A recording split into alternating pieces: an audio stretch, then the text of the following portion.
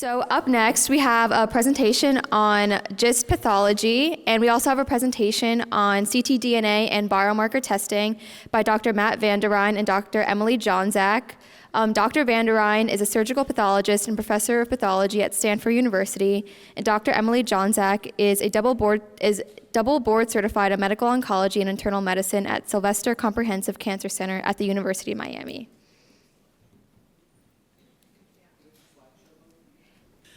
Hi, good morning. My name is Matt van der Rijn, and thanks for inviting me to give a talk. My file format is a little bit different because it was so enormous that I had to send it as a PDF, so bear with me as we go through this. So this is how we go through the next slide. So, okay, I should stand here. Okay, all right. So GIST is a sarcoma, and sarcomas are tumors that originate in connective tissue, if you will. So that can be muscle, fibroblast, fat, cartilage, bone, etc. And sarcomas as a whole group are very rare. There's only about 11,000 new cases per year in America. Bone sarcomas are even rarer, about 3,000 cases per year. If you compare that with breast carcinoma, there are about 250,000 of new cases of breast cancer in the US. So as a whole group, sarcomas are quite rare, and then GIST is a minor, well, is one of the bigger components in that group, but still fairly rare on the national level. There are more than 50 types of sarcomas, and because of the rarity of these tumors, only a few pathologists, and I'm a surgical pathologist, will see most of these subtypes in a regular basis, right? So this really, I think, emphasizes the need to have specialized sarcoma centers where specialists, not only oncologists and molecular pathologists, but also surgical pathologists that see, because of their concentration of the number of cases that come to them, see a significant number of these cases and are familiar with them. And this is a slide from the Sarcoma Foundation of America. It just shows you that there are many states where there are sarcoma centers, but also a number of states that don't have them, I think forcing those people to travel actually quite long distances. So a surgical pathologist looks at tumors that come from patients under the microscope and then gives a name to these tumors. And it is a little bit like bird watching. So if you want to identify a bird, you look for certain characteristic morphologies. And if we look at the three parrots there at the lower branch, when you look at them long enough, you can tell them from each other, right? And you can diagnose tumors by just looking at the morphology of these tumors. And sometimes people say, well, why do you need to know all these different tumors? Why do you need to specifically diagnose each tumor? But especially in GIST, of course, this is extremely important as there are so many good GIST-specific therapies. So missing a GIST in your diagnosis means depriving the patient of an opportunity to get the drug. And that's why we are quite keen to diagnose them. So a lot of tumors are kind of easy to tell from each other. You can learn this fairly quickly. But of course, there's also, just like with tumors, there are birds that are very difficult to tell from each other. And so all these brown birds, to me, look identical. And you need to really be a specialist to tell them apart. And you also can use additional tests to help you tell these birds, if you will, from each other. And we'll get a little bit into that. So the gastrointestinal stromal tumor, GIST, is the most common sarcoma of the GI tract. And there's a very broad range of histological appearances that this tumor can manifest itself in. So for pathologists, it's very important to realize that GIST can look like just about anything, just about any other tumor.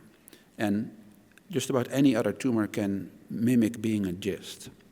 There are, however, predominant histologic patterns and these have been described as spindled, epithelioid, or a mixed type for most of the tumors. And people say, what does spindled mean? Well, it just means that the cell looks like a cigar. That's all it is. And epithelioid, it looks like a tile, like in your bathroom. And here are some examples. At the top two, there are some spindled gists, and you can see each of these purple structures. That's the nucleus of the cell, and then the stuff around it is the cytoplasm that Mike Heinrich referred to earlier. And as you can see, the two pictures below really show a more epithelioid or tile-like pattern of cells. Now, I got from my friend and colleague, Greg Charville, who is actually seeing a lot of gists in the function of being a GI pathologist, this collection of slides. And you can see here that these are 6 different gists, and they look very, very different from each other, right? We can all agree on that. The one in the top left has these cells with tiny little vacuoles in the cytoplasm. The one in the middle top has more spindled cells, and to a pathologist looks more like a tumor derives from nerves. And the one on the top right, really, to a pathologist, looks like it could well be a poorly differentiated carcinoma. So this gives you a bit of an idea of what we're dealing with under the microscope, and the differential diagnosis that we have to consider. So a differential diagnosis for a pathologist is just that, okay, you think it's this, but what else could it be? And here are some diagnoses that come up in the differential when you're considering a GIST. And again, important to realize is that all these tumors are treated very, very differently from GIST. So you can't just say, okay, I'm just give it a name and that's it. No, you have to be very precise to make sure that the patient gets the correct treatment. Now, I told you before that some of these tumors are difficult to tell apart, and fortunately, we have a technology that is very widespread used in pathology laboratories all over the world to look for immunohistochemistry. So what is immunohistochemistry? Essentially, it's a way to take a section of a tumor, to add a specific antibody to it, and to detect with that antibody whether a particular protein is present in the tumor. And we know from many, many studies that GISTs are often positive for the expression of KIT. We talked about mutations in KIT, but it is associated with a very high level of KIT expression in the cell. They express high levels of a protein called DOG1, and that's actually a marker that came from our lab and that we worked on together with Mike Heinrich and many others. And it's also a very good marker. We'll get to that in a minute. And then also positive for a marker called CD34. So we use these markers to confirm the diagnosis that we're actually really dealing with a GIST. So in your surgical pathology report, more often than not, you will find that we think it's a GIST. We did these studies with these markers. They are positive. This confirms it's a GIST. Patient then was sent for mutational testing in the tumor. Now, there are a lot of negative markers that we also use to exclude the other lesions in the differential diagnosis. But some GIST can be positive for things like Desmond, keratin, and S100. So you have to really be cautious. And I think the final confirmation of the diagnosis lies in finding the mutation in KIT. Here's an example of a GIST. This is what we call an H&E stain, of course. That is the normal stain that we use to look at histology. And you can see this tumor expresses KIT and DOG1 very strongly, because if the protein is there, the slide turns brown. Okay, so then you know that this tumor here expresses the KIT protein and the DOG1 protein. And here's an example of where DOG1 is actually quite helpful, and that is in the PDGFR alpha mutant GISTs. It's a small subset of the overall GIST cases. They are often KIT negative, and they were often in the past missed as being a GIST. The DOG1 protein is much more commonly positive in these tumors, and it's a useful diagnostic. So the cellular origins of GIST, Mike already referred to that. They are thought to derive from the interstitial cells of Cajal, which is a network of nerve cells that resides in the muscle wall of our bowel, of the stomach, esophagus, and all the way down. And as Mike already mentioned, that is responsible for making sure that food goes in the right direction and doesn't go back up. These cells of Cajal are the only cells in the human body that indeed co-express the CD34, KIT, and DOG1 genes. So I thought it might be interesting to see this, what you see on this slide. If you look at the H&E slide, which is the upper panel, in the right upper corner is the mucosa, the lining of the intestinal tract. And then there's some fat, and then you got this pink band that is the muscle of the GI tract. And in this line that is highlighted by these brown stains here in the lower two panels, those are the cells of Cajal. So that it's a neural network that is present all along the entire tract of the digestive tract.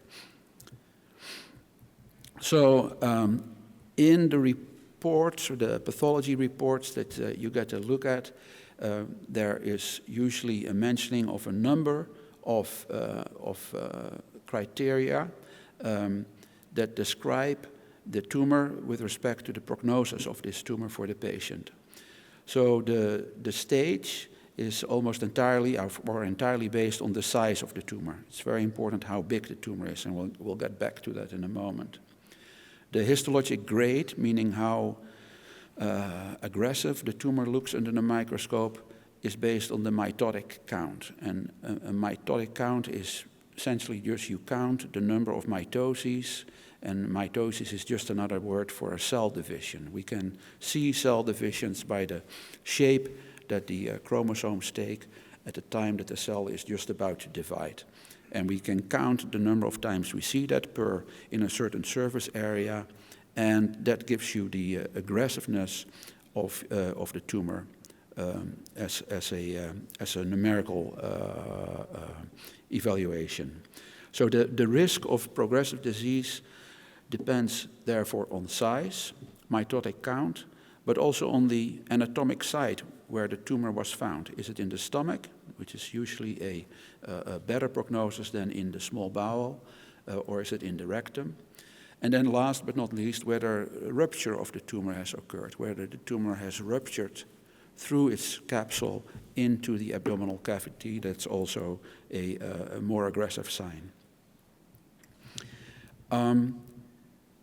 I just wanted to mention briefly, and I don't think that has been mentioned yet, that which is a really amazing finding, is that about 20% of the population has a so-called mini-GIST in their GI tract. So there's a 20% chance that any of us has one tiny little GIST that is less than a centimeter somewhere in the GI tract. And these lesions are found by accident. For example, they are found when somebody undergoes a partial gastrectomy, a partial resection of the stomach, in case of people that are morbidly obese and want to get cured of that. These are completely benign. The overwhelming vast majority of those will not progress to a clinically relevant GIST. And as we all know, clinically relevant GIST are much, much less frequent than 20% of the population. Interestingly, these tiny little GISTs already have mutations in the KIT genes and the PDGFR alpha genes. And so a lot of other things occur in tumors in addition to the mutation in KIT and PDGFR alpha. And many people have worked on this. That's in the panel here on the right. The groups of Jonathan Fleischer and Mike Heinrich have really contributed to this as well. We are looking together with other people at what makes a mini-GIST and what is going on in the early stage of moving from a mini GIST to a smaller but really larger than 1 centimeter GIST. And that's, I'm working on that with Joanna Pserbol, who is now at McGill. This is a table that just shows you, we don't have to go through it, but again, that we're looking at the mitotic rate, whether it's more or less than 5 per square millimeter. We're looking at the size of the tumor, just measuring the size of the tumor, and where it occurs, in the stomach, the duodenum, the jejunum, or in the rectum. And you derive, and clinicians derive a risk factor from that. And I think that's all I had to say. I'll start by saying, if we haven't left you guys at the end of this weekend knowing that this is a molecularly driven cancer and getting your tumor tested is of vital importance, then we haven't done our job, because I think every talk has touched on that throughout the day. So first, that's my first point, is it's really important to, especially in patients who are going to receive medications, to know your mutational status prior to starting really any therapy, so that you're not taken down and receiving medications that are unnecessary or not effective for your tumor. And it also affects our choice in medication in instances, and also dosing, which we'll touch on. I wanted to go back to a little bit, I don't know how many of the gisters here are 20-year gisters and how many are brand new diagnosis, but I wanted to make sure that we touch on what does it mean to have biomarker testing. That language can be confusing. Some people can call it biomarker testing, some people may call it next generation sequencing, molecular testing. They're generally falling into the same category. So we just learned about immunohistochemistry on the prior talk, and this is done on all the tumors. This is done to diagnose your tumor. So you see a report if you get your path report, you'll see KIT expression. That does not answer the question of what your mutation is. That just answers the question that the protein is expressed and it's part of the diagnosis. We have to go another step further to understand your mutational profile. So some institutions do this testing internally. Many institutions send it out to different various companies, and it's where we're actually taking a piece of the specimen, blocks of the specimen, sending them to these companies to look at the actual DNA of the tumor. And on the DNA of the tumor cells, we're finding your specific gene mutation, and then the language has been used of finding your zip code. So in other words, finding exactly where on the gene your mutation is and what kind of mutation it is, and then that's reported out to us. This is usually done, like I said, on your actual specimen, and then we'll get into ctDNA later on in this talk. Interestingly, unfortunately, you guys are already ahead of the ball game because you're coming to things like this, but unfortunately, it still is that patients are under-tested. This was done between 2010 and 2015, where less than 30% of patients diagnosed with GIST never knew their mutational status, and we're in unfortunate situations like yourself where had an NF1 mutation and got put on Gleevec, which we know really doesn't benefit that patient population. So it's really important to ask that question of your doctor, whoever they may be, especially if they're talking to you about putting you on treatment, whether that's in a handful of cases, we'll do that before surgery if the tumors are very large and we're trying to make it an easier surgery for our colleagues. And especially in the adjuvant setting, if there's a discussion of putting you on medication, then you should be asking that question of, well, what is my mutational? What do we know? Am I going on to the right medication? We've talked a lot about this, so we can go through it fairly quickly. We now know, have all learned, that the majority of these mutations are in the KIT gene. There's about 5 to 10% in the PDGFR.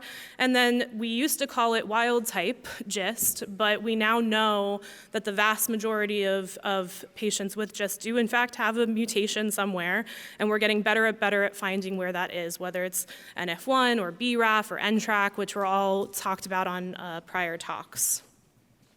So why is it important? Hopefully we've learned that. First and foremost, in the primary setting, when you're going to get medication, we want to make sure that you have a KIT-sensitive or imatinib-sensitive GIST. So putting you on a medication that's actually going to give you benefit. And then it becomes important, primary imatinib resistance. So for example, patients who have a sdh-deficient GIST or a NF1 GIST. Those patients are not going to derive that same benefit, and putting them on a medication where they're getting side effects or cost of that drug, we want to avoid. And then, of course, understanding secondary resistance, which we have talked a lot about, which primary sensitive or primary mutation is that you're diagnosed with. It's what we identify on your initial tumor specimen. And then it's along the line throughout your treatment of where we start to understand that these tumors develop secondary resistance. So I explain it to my patients similar to COVID. We've all suffered through COVID for the past several years now, and how has it persisted in society? Because it mutates. It learns to live past our immune system and learns to continue to populate itself in society. Cancer does the same thing. Cancer, as we treat it, because the lifetime in the body, because of the prior exposure to treatments, it tries to learn a way to continue to survive. And that's what we mean by developing new mutations that are resistant to your prior therapies and why people progress on various treatments. So this is another example of, highlighting the importance of knowing your mutation, and obviously, and the idea of that we're a druggable mutation. So we want to make sure that, again, highlighting, NTRK mutations. If you're found to have an NTRK GIST, we can drug you with a medication that targets that specific mutation. So really highlighting the importance of taking this and personalizing it for you.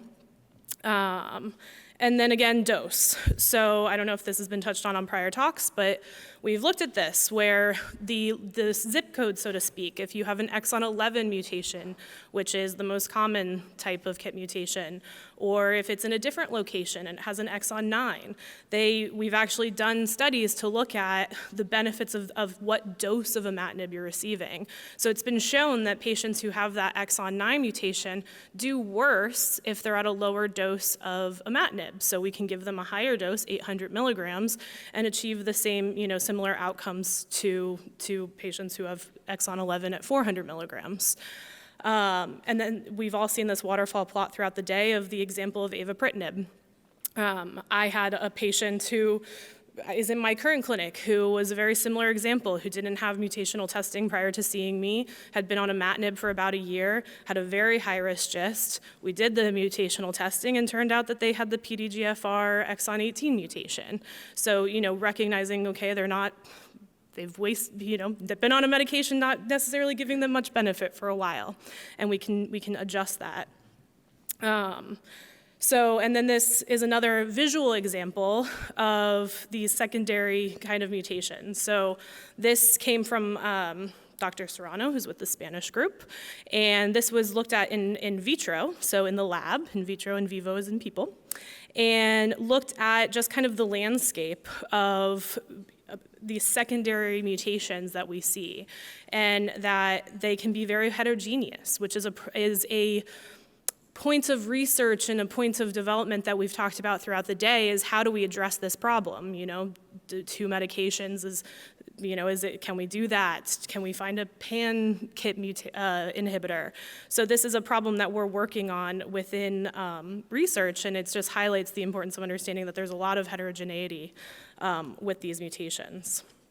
And this was from that, which is a patient who had I'll basically do the whole thing. So basically, this was a patient who ultimately was on imatinib, developed resistance to their imatinib, was found to have a KIT exon 17 mutation, got started, changed over to regorafenib, and you can see the response of using these examples of how understanding what your resistant mutation is helps us to potentially, in the future, really tailor your drug choices. So now we'll talk a little bit about ctDNA. We've talked a little bit and I think it was highlighted very well during the panel discussion that there's a difference between a liquid biopsy and looking at the signature for surveillance. Different tests being done. A liquid biopsy is where we're actually, it's a non-invasive test. It's like getting a lab draw like you would a CBC, and they're looking for the actual tumor DNA and we can actually find the mutational status in the blood. It's done in multiple different types of tumors. There's, again, some institutions I'm sure do it internally. There's third-party companies that do this for us as well. And the idea here is potentially, it's not as frequently done at the initial diagnosis, but later in the disease course can be a way of non-invasively finding out what potential mutations you're developing. So in other words, rather than taking you for another surgery or doing another biopsy, it's a way that we can look into what's going on and try to adjust your medications if that is appropriate. And this was something from our institution that we did. So we worked with one of the companies, Garden 360, and we looked at a cohort of our patients. So we had a whole group of patients who had been tested, and then we narrowed it down to patients who were within our institution and had tumor testing or mutational testing done on their actual physical tumor, and then had ctDNA testing done. And the point of what I wanted to show you here is that it's what I spoke about earlier, is when we looked at this, we saw that patients who had early localized disease, or patients who had low burden disease, patients who had disease that was being well treated or well managed, this was less sensitive. It didn't give us as much information to get the circulating tumor DNA because it either didn't come back positive because there wasn't enough circulating in the bloodstream, and so it wasn't as useful. However, in the patients who had this large, and we defined that as patients who had less than 3 sites of disease that were less than 10 centimeters with high burden disease versus low burden disease.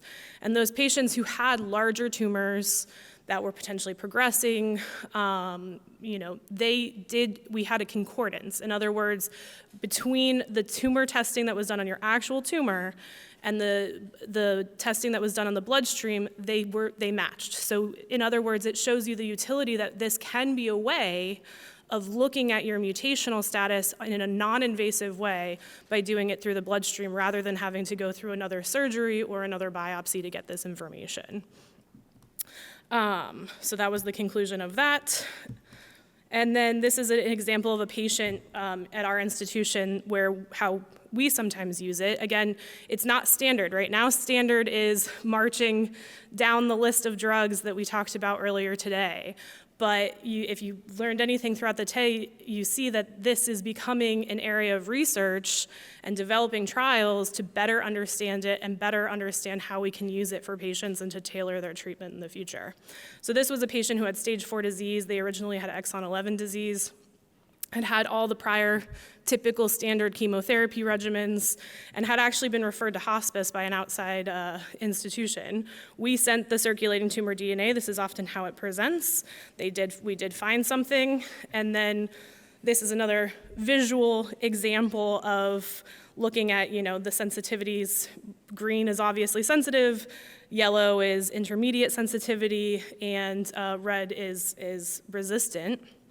And this patient, we saw had ponatinib, and we gave ponatinib to this patient, and you can see over time, before they were treated and then on the treatment, that they had a disease response and didn't enroll in hospice right away, and that was after 12 months of treatment.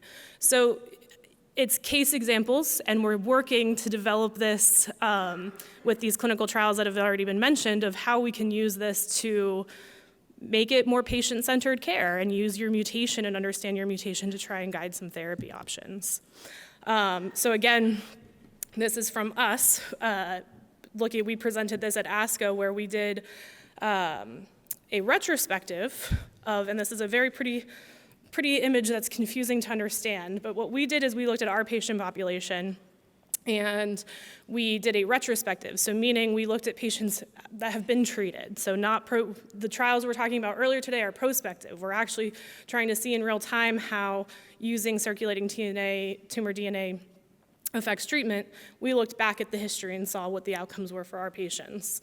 And so we looked at 104 patients who had samples of ctDNA, and this graph shows you all of the different mutations that we found in these patients, and each string of the graph or chord of the graph is co-occurrence of various mutations. So one thing you can learn from that is it's very heterogeneous, and patients usually have multiple mutations.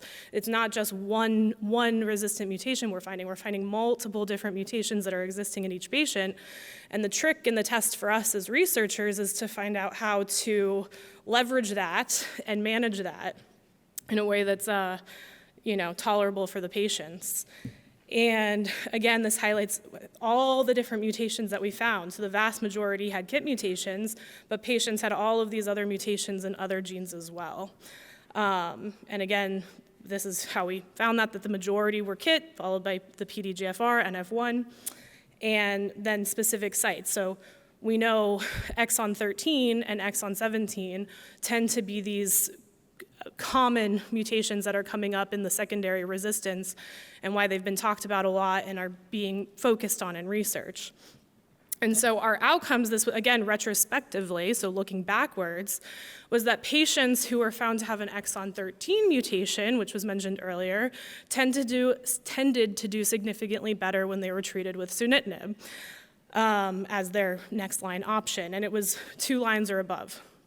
And then patients who had exon 17, it didn't matter as much, at least on our cohort of patients. There wasn't a big significant difference between those populations. So again, the conclusion from that was it's a non-invasive way to detect potential mutations. We showed from a retrospective perspective that patients did better with who had exon 13 with sunitinib, and that this needs to be further evaluated. So we mentioned the INSIGHT trial, which is doing that. We also developed for this purpose, we did an investigator-initiated trial at UM where we are similarly testing patients so they can have any line of therapy, which is different. The INSIGHT trial is after imatinib. And we're doing it based on ctDNA. So in other words, patients will be tested for their ctDNA, and then if they have exon 13 or exon 17, they're eligible for the trial, and they'll be randomized to, if exon 13 is present, to receive sunitinib, and if exon 17 is present, to receive regorafenib. And that's an active and enrolling trial that we have right now, using, again, the same concept of actually using ctDNA in development of these trials. And then the other one that I wanted to talk about is this was not a specific trial making diagnosis decisions on ctDNA, but it used ctDNA, it collected that data. So in other words, patients had a pre-treatment draw, they had on-treatment draws and post-treatment draws, and this was again the Spanish group, and it was presented at one of our conferences, and it was the Voyager trial. And these were patients who were being multiple lines of prior therapy, and they were being treated with avapritinib versus regorafenib. And where this was interesting is that it, again, showed us the landscape. So it showed that, consistent with what we see, about 75% of the patients had a KIT mutation, about 5% had a PDGFR.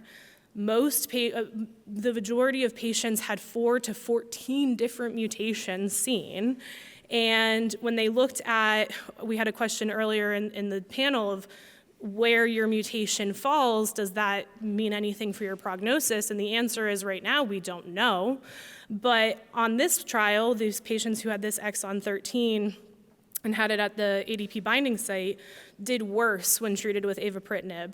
So it leads us to this, again, we have to move forward with research, and that's where the area, interest is, and that on these clinical trials, testing for this and looking at this is only going to help us to better understand, and potentially in the future, right now, not just truck along that, imatinib, sunitinib, regorafenib game plan, but actually tailor it more to patients and tailor it more to what your specific mutation may be. So it's not the standard yet, but I'm hopeful that as we learn more and as we do these trials, it will potentially become the standard for patients. So that's my team, and if you guys have any questions, I'm happy to take them.